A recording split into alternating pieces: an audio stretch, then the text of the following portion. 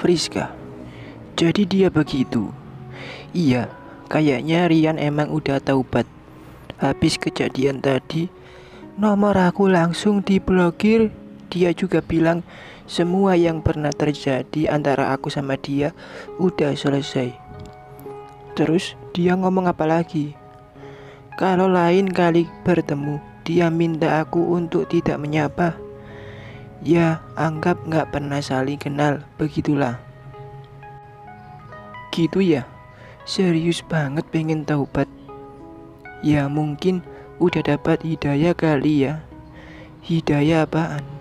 Dia cuma lagi nyari aman aja itu. Pasti nanti kalau udah gak nahan, nyari yang baru. Iya juga ya. Friska dan Vena sejenak sama-sama terdiam. Tapi kamu tahu nggak gimana hubungan dia sama mantan istrinya? Tahu, mereka berhubungan baik, seperti nggak ada masalah gitu. Friska merasakan dadanya begitu sakit, kecewa dan amarah, kini melebur di dalam menjadi satu. Aku nggak mau mereka rujuk, ucapnya di antara rasa sesal. Di seberang sana, Vena hanya terdiam. Kamu harus merusak hubungan baik itu.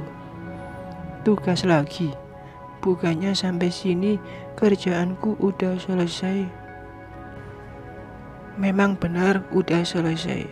Tapi kalau kamu mau tambahan bayaran, kamu harus kerja lagi. Kerja apaan? Kita kacaukan hati mantan istrinya sampai dia benar-benar membenci Rian. Caranya? Friska tampak membisikkan rencana busuknya pada Vena. Resikonya berat, tapi bayarannya juga mahal, 20 juta. Vena terdiam berpikir, jika ikut permainan Friska, otomatis namanya akan rusak. Tapi jika mendengar nominal yang disebutkan, berat hati menolak. Oke deh.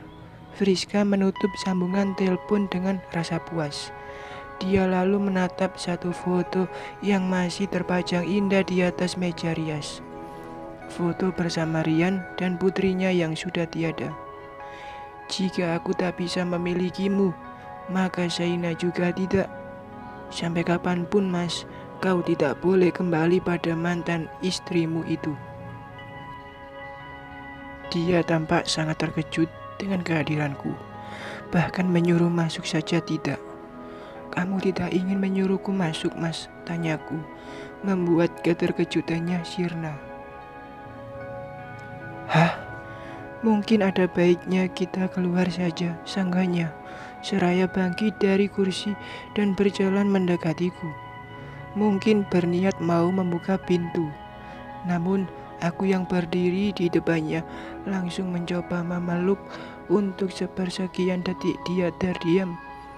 Ku coba memeluk lebih erat. Tolong lepaskan aku. Dek, ucapannya bagai panah yang menusuk hati ini begitu dalam. Sakit ketika kita masih berharap bersama, tapi dianya justru menolak. Apa gunanya aku serahkan semua cinta dan hidup jika pada akhirnya dicampakkan seperti ini? Aku tak menuntut apapun mas, tidak juga untuk kau sahkan kembali hubungan ini. Aku hanya minta tetaplah bersamaku, sebab aku mencintaimu, sangat mencintaimu. Dua tangannya berusaha melepas jemariku. Sungguh di detik ini aku pasrah. Tak dapat kutahan air mata yang luruh begitu saja. Menjadi yang terabaikan. Ternyata rasanya sungguh sakit. Tolong sudahi semua ini, Friska, atau kamu akan semakin sakit. Dia membuka pintu lalu keluar dari ruangan ini. Tapi aku masih berdiri kaku dengan ribuan panah kini menancap-nancap di tubuh. Rasa sakitnya bahkan telah membuat degup jantung berhenti berdetak. Ya Tuhan, kenapa aku begitu bodoh? tergila-gila pada lelaki sinting sepertinya. Dia benar-benar sudah mempermainkanku. Habis manis sempat dibuang, beginikah sakitnya dicampakkan. Ku tarik napas panjang. Aku tak boleh mati di sini. Setidaknya harus ku perjuangkan dia sekali lagi sampai titik darah terakhir. Ku ikuti Mas Rian sampai ke kantin. Dia memilih duduk di sudut agak jauh dari keramaian. Duduklah di situ. Dia sengaja tak menyediakan kursi lainnya kecuali yang ada di hadapan. Tentu saja berseberangan dengan meja. Kamu jauh-jauh sampai ke sini, ada apa? Ku tatap matanya sejenak, baru kemudian berbicara. Tapi dengan menatap ke arah lain. Aku akan mengurus pindah kemari. Boleh, silakan saja. Itu hakmu. Dek. Yang jelas aku minta jangan pernah lakukan hal yang bisa membahayakan reputasiku lagi. Suaranya tegas dan penuh penekanan. Sungguh aku tidak ada harga lagi di matanya. Apa sedikit pun tidak ada lagi cinta di hatimu untukku, Mas. Maaf Rizka, aku ingin kembali pada istri dan anak-anakku. Aku mencintai mereka, jadi aku tidak boleh mencintai orang lain. Tapi dia sudah menceraikanmu, Mas. Aku akan merebutnya kembali. Bagaimana kalau dia tetap tidak mau kembali padamu? Aku akan mencoba lagi dan lagi hingga hatinya lunak. Apa kau sudah tak punya harga diri, Mas? Aku yang sudah merusak harga diriku di hadapannya, Fris, dengan perselingkuhan kita. Kamu terlalu naif, Mas. Aku yakin dia pasti tidak akan mau kembali padamu. Sebab itu, sebelum harga dirimu semakin diinjak-injak, kembalilah padaku. Hanya aku yang dengan senang hati akan menerimamu kembali. Mas Rian menggeleng, membuat hati ini semakin teriris-iris. Berapa tahun kau menikmati tubuhku, Mas? Apa ini balasannya? Kecilkan suaramu, Friska. Dia tampak ketakutan. Tidak, Mas, sampai kau mau kembali padaku. Kamu ini sudah gila, Fris. Sudah sangat jelas aku tegaskan bahwa hubungan kita sudah berakhir. Jadi, lupakan aku. Lagi-lagi untuk kesekian kali aku harus menelan ludah pahit. Kembali padaku atau akan kuhancurkan karirmu.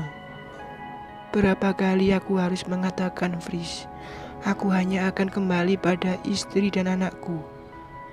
Dek, rasa sakit ini semakin dalam sampai kedua tangan ikut bergetar.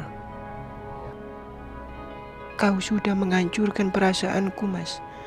Aku tidak akan tinggal diam. Sekalian aku akan membalas semuanya. Tak dapat kutahan emosi yang memuncak di dalam dada. Lalu tubuh ini seperti sudah disetting untuk bangkit dan berteriak selantang-lantangnya. Dengar kalian semua. Dokter ini tukang selingkuh. Mukanya aja tampan, padahal hatinya buaya. Jangan ada yang mau berobat dengannya, atau kalian akan menolong yang namanya dokter tukang selingkuh. Mas Rian tak bergerak, tak menyahut dan tak bereaksi apapun. Kupikir dia mencoba menenang-nenangkan diri, meski tahu sebentar lagi karirnya benar-benar akan hancur. Hahaha. Aku bisa tertawa bahagia setelahnya. Tak kuhiraukan semua orang yang menatap keheranan pada diriku. Langkah kini tertarik untuk berlari meninggalkan rumah sakit itu. Baru duduk di balik kemudi, sebuah pesan sampai ke ponselku. Terima kasih sudah menghancurkanku. Ternyata aku baru sadar bahwa yang kau miliki untukku bukan cinta, melainkan ambisi. Harusnya dari dulu aku sadar tak ada wanita yang patut dicintai oleh lelaki beristri sepertiku. kecuali wanitanya sendiri, istri saya. Aku berterima kasih padamu karena aku jadi tahu hal ini. Kupukul setir kemudi dengan kedua tangan. Aku membencimu, Mas, sangat benci. Aku tidak akan menyerah. Aku akan membuatmu menyesal sudah mencampakkanku seperti binatang. Tidak hanya kamu, aku bersumpah akan membuat istri dan anak-anakmu menanggung semua akibatnya. Bersambung.